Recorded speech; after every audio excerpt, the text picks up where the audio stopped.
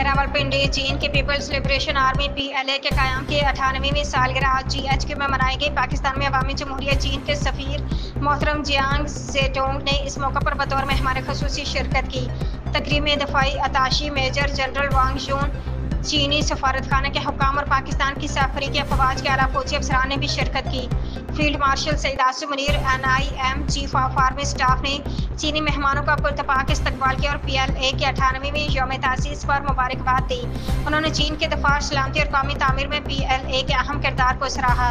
COAS ने पाक चीन ताल्लुकात की मजबूती और स्ट्रेटजिक अहमियत पर जोर देते हुए इस बात पर जोर दिया कि दोनों ममालिक के दरमियान ताल्लुकात मुनफरिद वक्त की आजमाइश और उभरते हुए इलाकाई और आलमी चैलेंजों के दरमियान गैर मामूली तौर पर लचकदार हैं। फील्ड मार्शल ने इस बात पर रोशनी डाली कि पाक चीन स्ट्रेटजिक ताल्लुकात बाहमी एतमाद, गैर मुतज़लज़िल हिमायत और मुश्तरका अज़्म की मिसाल हैं। उन्होंने जोर देकर कहा कि ताज़ीराती हरकत को बदलने के बावजूद दोनों ममालिक के दरमियान दोस्ती मुस्तहकम और गैर मुतज़लज़िल है।